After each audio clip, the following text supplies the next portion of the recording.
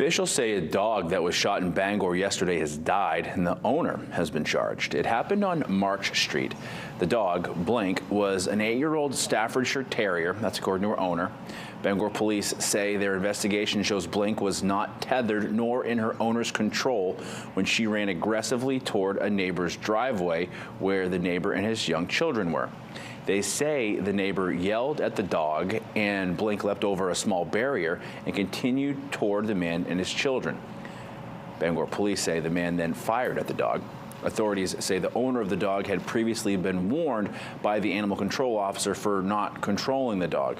The owner has been charged with dogs at large. It's a civil offense, but he disputes some of the details provided by police. The dog's owner says Blink was an emotional support animal for his PTSD, and she had no history of aggressive behavior.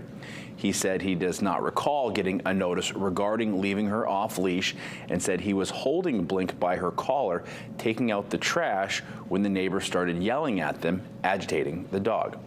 He said she ran off when he was trying to put her on a leash. Well, we were told by Animal Control Tuesday morning the dog was likely to survive. She was euthanized later that day.